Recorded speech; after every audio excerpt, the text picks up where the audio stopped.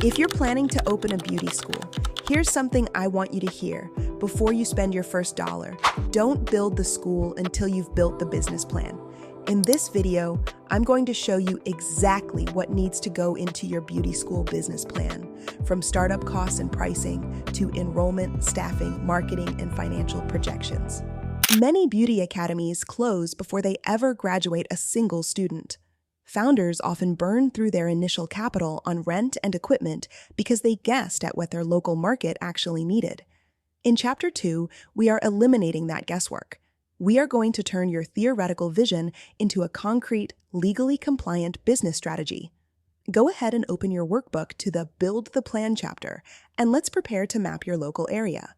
Establishing these foundational frameworks right now ensures you will not build a highly regulated commercial business on assumptions. Step 1 is executing a localized secret shop audit. Direct investigation of competing cosmetology academies is a mandatory industry standard. Act as a prospective student to accurately document tuition pricing, their program catalogs, and student clinic floor flows. Do not guess their rates from outdated websites. You must make actual phone calls and conduct physical campus visits to gather current data. This chart shows the exact data required for your feasibility study. You must map their tuition, programs, student ratios, and customer service gaps. Identifying these gaps, like lacking aesthetics training, reveals direct opportunities for your new academy to capture unmet demand. While observing the clinic floor, evaluate the quality of the customer service and precisely how the students interact with live clients. Gathering this raw, verified local data is the only reliable way to design a tuition structure and program catalog holding a competitive advantage in your city.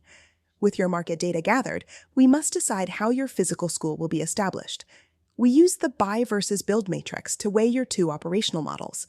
Acquiring an existing school preserves legacy accreditation and state licenses, saving months of waiting. Building a custom campus from scratch allows specific branding and spatial layouts matching your vision. Regardless of which model you choose, your next step is formally filing a legal business entity, such as an LLC or a corporation.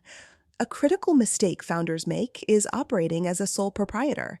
Corporate structures explicitly protect your personal assets during commercial licensing.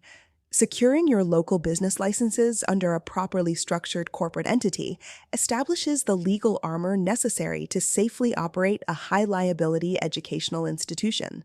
With your entity filed, we move to funding. Academies frequently fail before opening because founders drastically underestimate their initial capital requirements. This industry carries massive hidden costs. Specifically, you must budget for the heavy commercial plumbing required to support an entire clinic floor of salon sinks. This diagram illustrates your professional advisory council. You must establish this team to validate your budget before opening a commercial bank account. You need an education-specialized attorney and CPA to review corporate entity formations and set tax parameters. Utilize free federal resources like SCORE mentors and SBA advisors to help finalize your localized startup capital sources. This flowchart outlines the specific commercial startup capital channels available to you. Funding for your regulatory build-out typically cascades from SBA microloans down into private investments, equipment leases, and commercial lines of credit.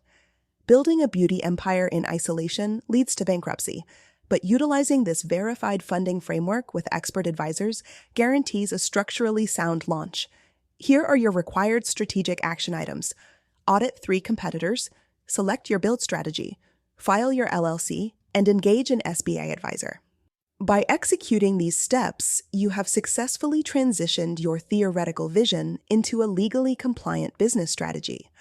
Now, formally sign the Institutional Audit and Milestone Verification log at the bottom of your workbook to request your faculty sign-off. Execution separates dreamers from academy owners. Subscribe to this masterclass series, finish your Chapter 2 checklists, and I will see you in Chapter 3.